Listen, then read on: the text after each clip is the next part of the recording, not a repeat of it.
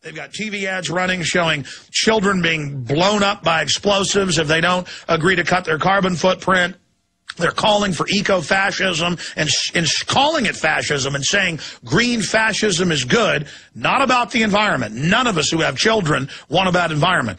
It's about power grabs and collectivism. And Lord Monckton, to give us a rundown for the next 50 minutes, graciously just got to his hotel out of a storm there with the police escorting him. It sounded like a tornado or a tempest was going on around him. He's now gotten to cover. And we're going to talk to him via cell phone from Cancun, Mexico, with so much happening as a global freeze hits much of the planet. Good to have you, sir. Well, it's very good to be with you, Alex. I'm now actually in the security center at the Cancun Conference Center. I finally managed to get in, and there was quite a wind blowing outside. It's just about to rain. It's colder than it's been since we've been here. In fact, now for 5 days, they have had colder temperatures here in Cancun than have ever been recorded at this time of year since records began. So this is very exceptional. You've heard about my lovely wife, Lady Monckton. She is snowed up at home. The Central England temperature record showing the coldest first week of December since 1659. And you're quite right, Alex, to put in that cautionary note about how this doesn't mean there's no such thing as global warming or we can't be having an effect on the planet. What it does mean, and again you're quite right about this, is that the rate at which this global warming is supposed to be occurring simply isn't happening. And in fact, the truth of the matter is that in the last 15 years, as Professor Phil Jones of the University of East Anglia was recently compelled to admit when I got BBC to ask him a question about it, there has been no statistically significant global warming at all for 15 years. This is beginning to be long a period to be altogether ignored as simply a blip. It is beginning very much to look as though, exactly as the likes of me have been saying all along, yes, we may get some warming, but it will be very slow and it will be very harmless. It's not going to be a problem. However, the delegates here in Cancun are exactly the usual kind of robotic crowd of enviro zombies that you would expect to find at these things, and they are going around saying the planet's doomed, as you rightly pointed out. Ted Turner is beginning to say what we've got to have is a global one-child policy, and that dreadful movie made in the UK by one of these taxpayer-funded pressure groups showing children being blown up and their blood spattered over their classmates because they had not been willing to agree with their teacher that global warming was the worstest problem ever. That is the kind of hysteria that you always get when those who have been peddling a lie realize that they're not going to be able to get away with it for very much longer. And are you still there? And one delegate recently said to one of my colleagues here, he said, oh yes, he said, of course my colleague up there on the rostrum is talking about how terrible global warming is. Privately though, he said, we know perfectly well that it isn't. But our government has told us to say this because it sees an advantage to itself against its taxpayers and against the people of the world in pretending that there is a problem. So there is a growing willingness on the part of some of the delegates here to admit that they personally don't believe a word of this nonsense. Of course, you have all the extremist groups here, the Marxists, the Greenies, and the two are virtually indistinguishable in the policies they advocate these days. They are all here in profusion. Every sort of weird organization. There are gender-sensitive women against climate change. There are people dressed up as polar bears. All this kind of stupidity goes on. But behind it all, Alex, I think there is a considerable change in tone. What is beginning to happen is, compared with the triumphalism of Copenhagen and Poznan and Bali, the previous 3 years, the annual jamborees at taxpayers' expense all around the world at exotic locations, what we're getting here is a much more sullen, sober, even somber mood. People here are beginning to realize they aren't going to get away with this for very much longer. And so, contrary to the reports that you have seen in the newspapers about how nothing very much is going to happen here in Cancun, the bureaucracy which is trying desperately to turn itself into a world government, having failed to do so when the World Government Treaty at Copenhagen was simply thrown out. Now they're trying to do it by stealth with a series of decisions at this conference, which the chairman of the conference, I've seen her note on this, thinks they're going to get away with, creating several hundred new bureaucracies, $100 billion per year from now and forever from the wealthy nations of the West to be paid to the new world government.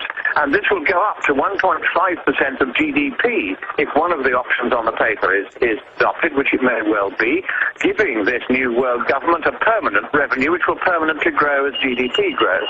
So we're looking at a really ambitious power grab by the nasty people who are behind this scare. And I'm quite worried they may yet get away with it. I think they are going to get away with most of what I've just described here.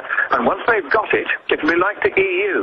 Give them the money and give them the power, and then they become unstoppable, and they'll get more money and more power until they run anything. And, of course, not one of these people is elected by us, the peoples of the world.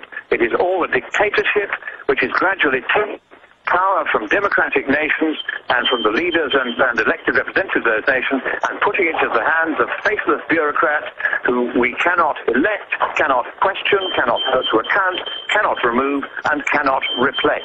Okay, now going back in past years, they were arrogant, they were celebratory, they would, you have these huge parties, they were the saviors of the earth. Now, they're becoming a global laughingstock, but as you said, they're now burrowing down, realizing their time is short, everything that's invested in this, and they're trying to get it through. But last year, you were instrumental in helping distribute the Danish text, in analyzing it. The Third World learned that it would basically double the amount of taxes that they had to pay versus the West. It wasn't the freebie giveaway, that it was a death sentence to over 1 billion people cutting their energy. It's now admitted this is about shutting down industrialized societies. So how are they trying to ram this through? What is in the different texts that you've been able to see? Are there any secret treaties like last time? Give us the intel, Lord Monckton.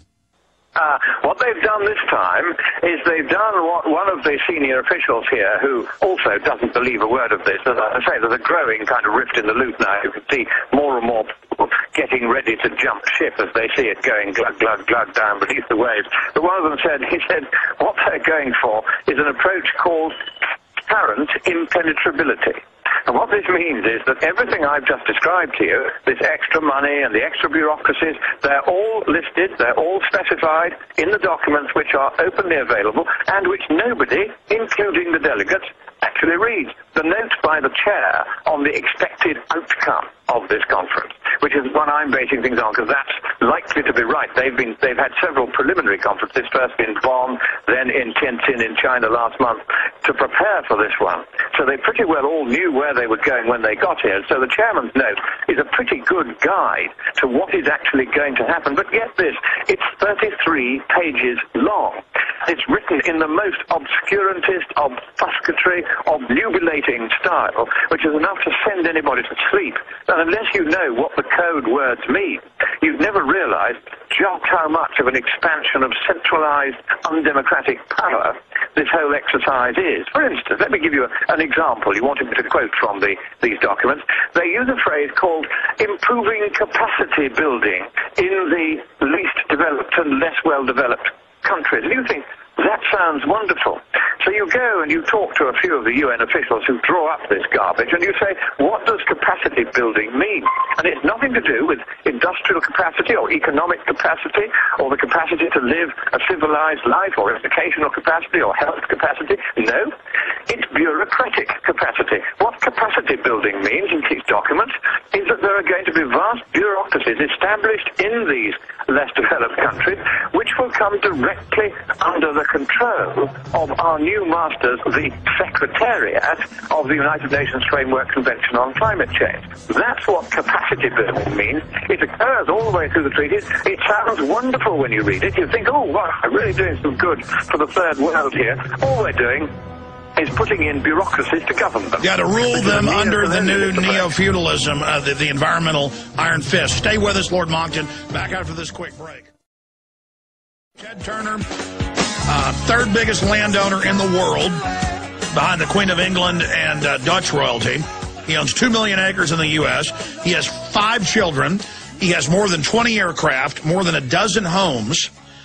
He flies in on his private jet and then lectures us we shouldn't take a hot shower, we shouldn't have more than one child, we shouldn't take a hot bath. People all over England, old people being cut off their gas allowance or having to ride around in buses to stay warm, The Guardian reports. But there's plenty of gas and power for all the rich people in the U.S. and England that stand to make money off the carbon tax.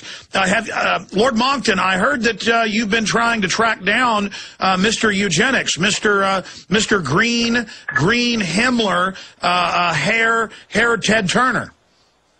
Yes, absolutely. The Graf von und zu Turner, he was attending a business conference at the Ritz-Carlton Hotel a couple of days ago here on the sandy strip at Cancun, and I gate-crashed the conference and went around it for a bit until eventually the organizers came along and chased me out. And they said, you're not allowed in here. The only people who are allowed into this conference are people who believe that global warming is the worstest possible problem ever in the world. And you're not allowed in. It was sort of baby talk they used. And I said, but I want to meet Mr. Turner. I'd like to issue a challenge to him. I'd like to provide some entertainment for the delegates here by having a one-to-one debate with him in front of them. Or is he going to run away and are you going to run away? He said, no, sir, you're going to run away. We don't want your sort here. So clearly, there is a reluctance on the part of Mr. Turner to face the amiable peer of the realm, Lord Monckton, on a debate about the climate. And why might that be? Well, I suspect it's the same reason, Ted Baby, as Al Baby, when I threatened to debate him. I sent a challenge to Al Gore. He also backed off. In fact, he's been backing off and running away for nearly 4 years now. So, Ted, if you're going to join the run, join the panic, join the escape, then you just avoid debating with me face to face. I'll debate with you, Ted Baby, anywhere in the world, on international television, and we'll take any format of debate that you like as long as it's reasonably fair, and then you and I will go head to head and we'll argue this thing out and let's see who prevails. Now, Alex, what I would advise is whatever you do, don't hold your breath waiting for a reply from Ted Turner any more than you would have done if you'd waited for a reply from Al Gore. I'm beginning to run out of white feathers on my estate to send to these people who are backing out of this debate because they know perfectly well, just as the delegates here, many of them privately are now admitting they know perfectly well, that there is no global warming problem. It is simply a chimera. It is simply a device used by people who have other agendas which are extremely nasty. Here we are effectively trying to reinstall global fascism, having just got rid of it in Europe. Now here we are reinstalling global fascism in the name of saving the planet. And as you and I know, Alex, the planet was triumphantly saved 2,000 years ago, and it doesn't need to be saved again. Expanding on that, James Cameron issued challenges to leading global warming skeptics, and then when leading one step forward, he chickened out. They will not debate it, and they know deep down it's an excuse to have a managed takeover economy. A lot of them are on record admitting that. What percentage of the higher-ups know it's a complete fraud? I mean, we know from their internal emails they know it's a fraud and that they've got to hide the truth, but I mean, what percentage of them know it's a fraud, and then you've got the people in polar bear outfits running around. I mean, I see more and more of the camp followers realizing they were on some type of Jim Jones cult compound. That's a very good description of this place. I must say it is a very curious religion. Let's start with your point about whether the higher-ups know what's really going on, that they know that there isn't a problem. Let me give you an example. At last year's Copenhagen conference, one of my colleagues here, Wolfgang Müller, from the German division of the Committee for a Constructive Tomorrow, which I represent here at this conference,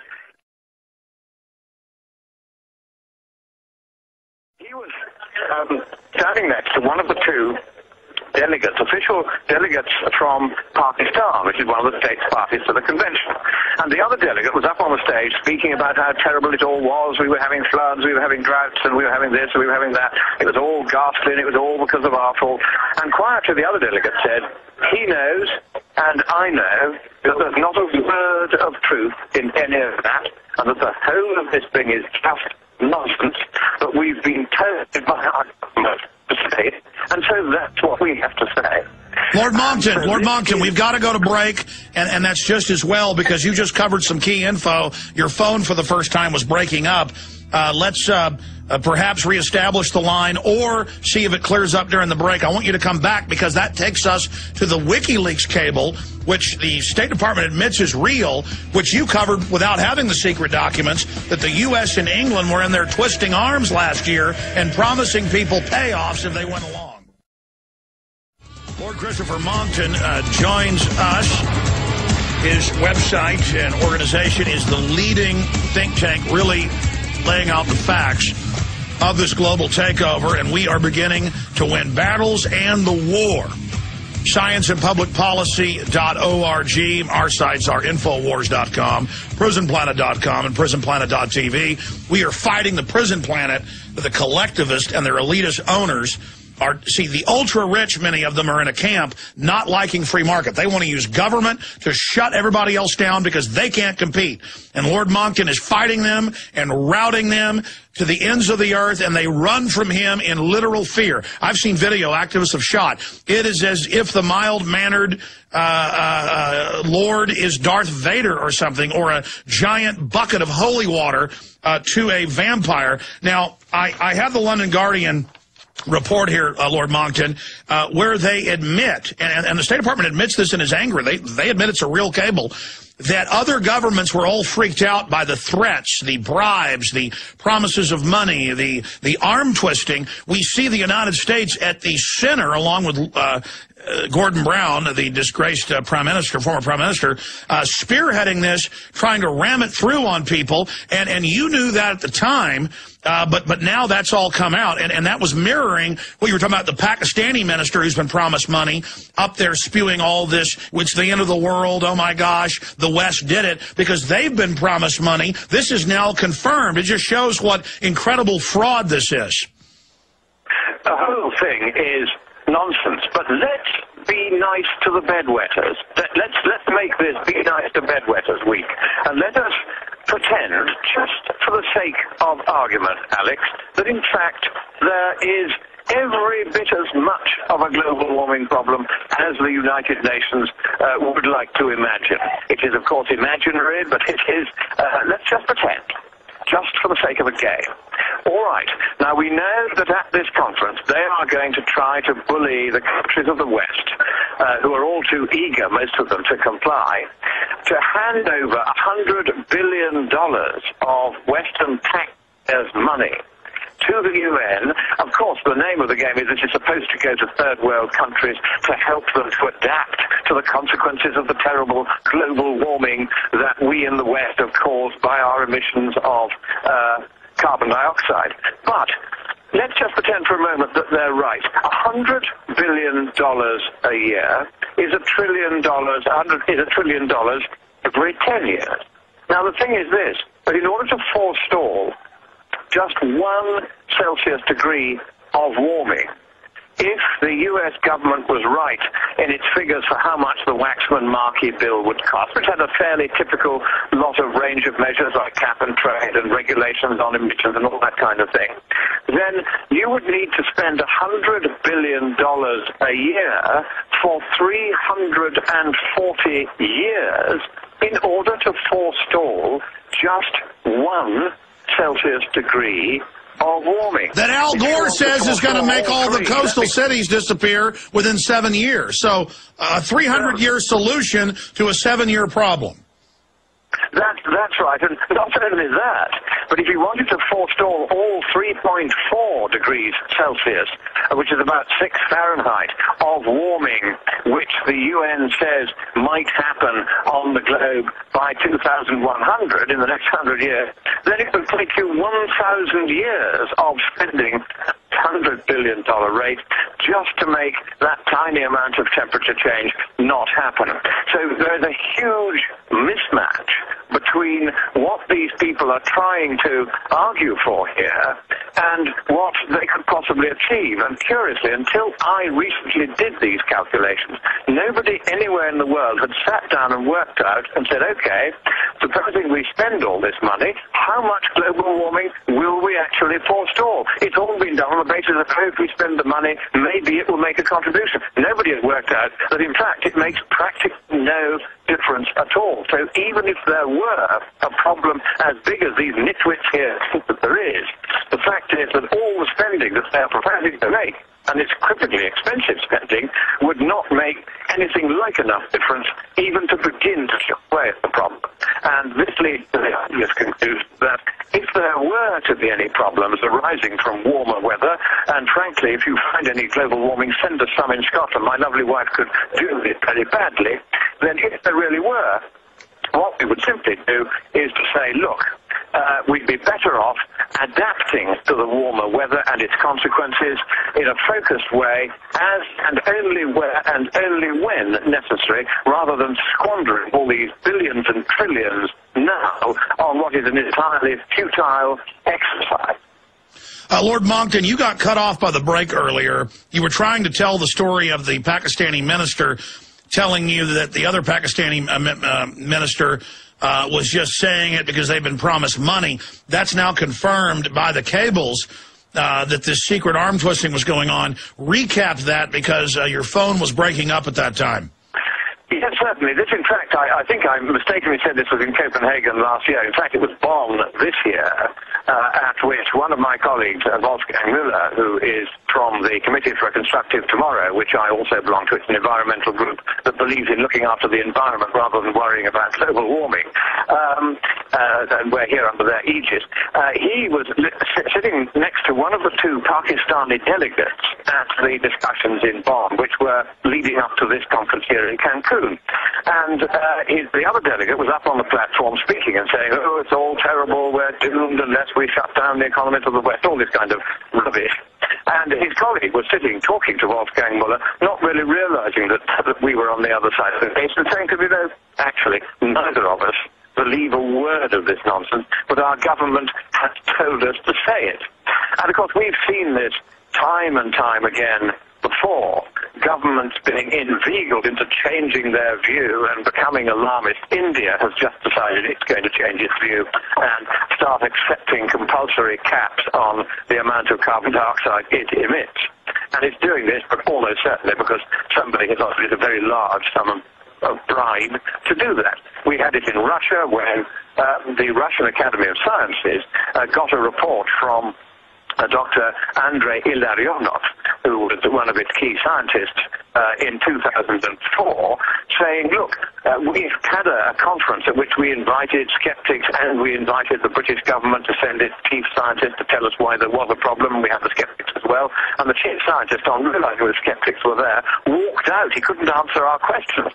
So Ilarionov then made an impassioned speech saying that Sir David King, who was then the chief scientist, had let down the name of Britain, let down the name of Sir, and had certainly convinced him that there was no problem at all with global warming. Of course, King was trying to say the exact opposite. So then 6 months later, Tony Blair went to see Gaz Putin, the new Tsar of all the Russians at that time, and said to him, look, if you want to get entry into the World Trade Organization on highly favorable terms, we want you to shut Dr. Ilarionov and the Russian Academy of Sciences up, get them to change their view, and become a true believer in the new religion of global warming. Because that way, all of us in the governing class can, and I'm going to use a rude word here, can screw the ordinary people of the world. And of course, duly, Putin changed his mind, ordered the Russian Academy to do the same. And these are the very nasty little games that are being played. But of course, the more they play these games, the more they get caught out. Because, the great thing about bureaucracies is that most of the people who are in these bureaucracies are actually good people. they're trying to do a decent job. They can see that the maniacs who are in charge of the asylum are dishonest and corrupt. And so they then leak info. One of them has the courage to stand up and say so, and that's how we get the WikiLeaks, that's how we get the ClimateGate emails, that's how we get the story from the Pakistan minister, that's how I got Andrei Ilarionov to tell me personally what I've just told you. Unbelievable. So you were told directly by the head of the Russian Academy of Sciences that this went on. That is a huge news story in and of itself, showing how they do this by hook and by crook. Now, shifting gears, we know these people love to play the part of savior of the earth. They're also control freaks. The White House science czar agrees with Ted Turner in writings that he wants to sterilize us with chemicals in the water, and he wants one-child policies. He's also told the Associated Press in the first press conference he gave almost 2 years ago that he wants to geoengineer the planet to save us from environmental degradation. And we know Bill Gates, who's pushing this, has bought the patents for it. So another way they want to tax us is for the world having to pay them to, quote, save us from the global warming. Then they get to play the part of, like, Superman, savior of the world from Lex Luthor, the boogeyman, Bizarro, and the rest of Superman's enemies. We have an Activist Post article, UN climate concern morphs into chemtrail glee club. And I've got all the different articles here where they're hopping around at the meeting trying to get rid of the UN treaty on geoengineering from decades ago. So what else? We covered the other official documents where they call for force relocating populations. I mean, what types of bizarre craziness are you hearing from these people? Well, of course, they are talking of forced relocations because of the imagined sea level rise, which also, incidentally, isn't happening. Sea level is rising at around 8 inches to 1 foot per century, as it has done, as best we can work it out, for the last century and a half. Before that, the records aren't too good. But we can tell from ice cores and geological records that over the last 11,400 years, sea level has risen by more than 400 feet. That's close to 4 feet per century. Now we're down to less than 1 foot per century. Ooh, I'm not very terrified, are you? So yes, they then propose all these monstrous geoengineering programs, putting giant umbrellas made of aluminum up between us and the sun in outer space, and every time a meteorite comes along, it punches a hole and tears the thing apart. They're thinking of using, in fact, putting more pollution back into the atmosphere because the pollution stops the sun getting through and cools down the planet. Just one problem with that, they had overestimated the amount of cooling caused by that kind of pollution, and the figures were corrected last year in a paper by Gunnar Myhre, which is about to yet again change all the science, because it means that the warming effect of CO2, paradoxically, is a lot less than the UN had formerly thought. So we're getting all these people advocating more and more extreme, absurd, and above all expensive solutions, and also, of course, very immoral solutions. You know, the idea of saying to people, you can only have one child because we say so, is outrageous. What they should be doing, but of course they won't do because they don't want to share their riches, is to make the poor people of the world richer, because as populations become more prosperous and they come up above the poverty line, then their rate of breeding slows down all by itself. You don't have to have abortion, you don't have to have artificial contraception, you don't have to have Chinese soldiers with guns shooting one of the two twins if a mother is unlucky enough to have twins. None of that needs to happen. All you have to do is make people more prosperous. That's the kind of geoengineering that the Committee for a Constructive Tomorrow is in favour of, and so is the Science and Public Policy Institute. We visited just yesterday a village only 10 miles from where I'm standing in the conference hall, and that village had no electricity, no sanitation, no water, no school until a Catholic charity came and gave it one, and no health care. They have absolutely nothing except each other. And the Mexican government is spending all this money on airy-fairy conferences while its own people are starving because they don't have basic amenities like electricity. That's the kind of geoengineering I want to see. Electricity for everyone. Clean water and safe sewage disposal for everyone. Well, Lord Monckton, for everyone. Healthcare for everyone. That's the kind of geoengineering I want to see, but you won't hear much of that among the lunatics at this conference here in Cancun. And I hope you're getting the flavour, Alex, that I'm becoming very angry at this unwillingness of the world's governing class to listen to the needs of ordinary people around the world. It's bad enough that they spit in the face of democracy and try and take it away. It's bad enough that our freedom and our money are being taken away. But they also kick the poor in the teeth while pretending to help them. That seems to me to be something for which they ought to try for a very long time, somewhere uncomfortable after this life is not in it. Well, that was my next point. I mean, Ted Turner, all of them just write books, give speeches dripping with venom, hating the third world. But even the Royal Commission in '49 in England found if the third world was industrialized, they would get a negative population growth, just like has happened in Japan, Italy, England, the United States. Not only does it stabilize, for every 2 adults, man and woman, they start having 1.3, 1.4 children, that the West is actually dying, and the UN admits the third world's going to stabilize 2020 at about 8,200,000,000. So they know by deindustrializing the first world, by freezing industrialization in the developing world, that it's a death sentence and it will hurt the environment. They don't care. They want to control everything. They are villains. Your comment?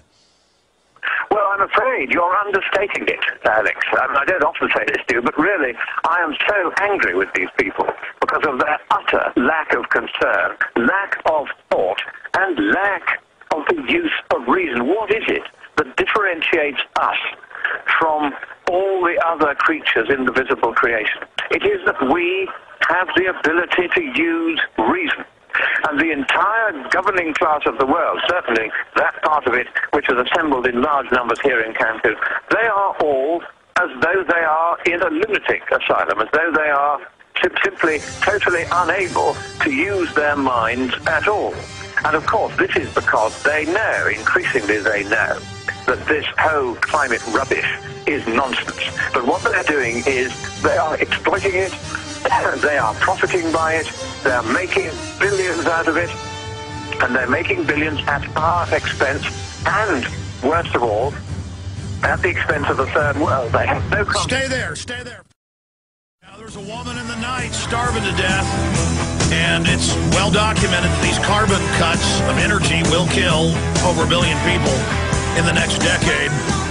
We're going back to Lord Christopher Monckton to talk about how we stop these people, and hopefully in the next few weeks or after Christmas we can get him on to talk about briefly the aftermath of this criminal consortium meeting down in Cancun. They're routed, but they're dangerous, and they're still taking over our society at lower prices. The regular prices are great. We got about 4 minutes left, Lord Monckton, down there at the conference. Any other observations? How do we stop these people? What's the time frame on when we'll know if they were successful at this larcenous meeting? Right. In the next 2 days, we should hear whether or not they've come to the agreement I expect them to come to, and I've outlined the main points of that. Huge expansion of bureaucracy, huge expansion of taxation of the West by the UN, huge growth in the Secretariat of the UN Framework Convention, which now has its own army, it has its own troops, effectively. You see them now wherever you go, these UN security people who are pretty nasty types. They're all ex-mercenaries as far as I can see. You know, this is growing into a kind of super state which exists wherever it decides to land and hold a conference. The way we stop it, I think, is by the US and 1 or 2 other leading countries, once we have a Republican president again who starts taking interest in standing up for the US rather than trying to destroy it. And I hope you'll forgive me if I say that about your present president, but it is very sad to see what he's been doing.